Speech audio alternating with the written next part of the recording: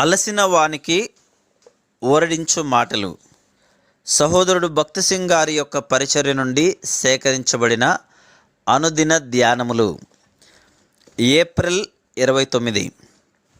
ఉన్న చెత్త విస్తారము, గోడ కట్టలేమని చెప్పెను. నెహెమ్యా 4:10. గోడలు కాల్చబడి ఉండుట వలన అచ్చట చెత్త పడి ఉండుటను నెహెమ్యా చూచెను. బలమైన గోడ కట్టబడవలననిన మొట్టమొదట చెత్త అంతటిని తీసివేయవలెను. ఈ చెత్త మానవ కల్పితములైన పద్ధతులను, ఆచారములను, అలవాట్లను సూచించుచున్నది.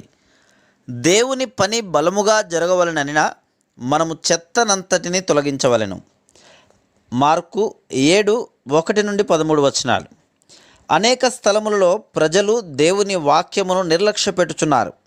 వారు దేవుని వాక్యము నుండి కాక తమ పితరుల నుండి నేర్చుకొనిన మానవ కల్పితములైన పద్ధతులు, ఆచారములు, అలవాట్లను పట్టుకొని వ్రేలాడుచున్నారు.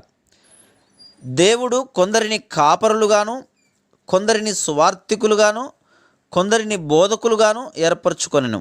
ఆయన వారిని పిలిచిన ఎడల వారిని నియమించుకొని సిద్ధపరచుకొనును.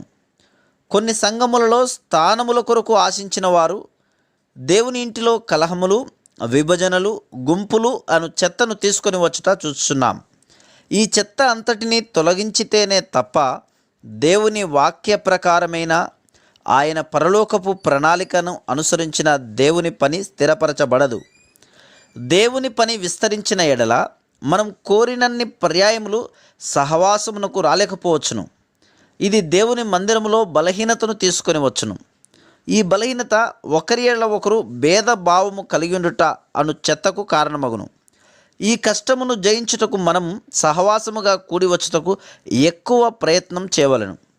పరిశుద్ధ సమాజ కూడికలు, ప్రత్యేక కూడికలు ఆయా సమయములలో ఏర్పాటు చేయుటకు గల కారణం మనం సహవాసముగా కూడి వచ్చుట కొరకే. ఆ విధంగా మనం వేరుగా ఉండుట అను కష్టమును జయించగలము. Praise the lord.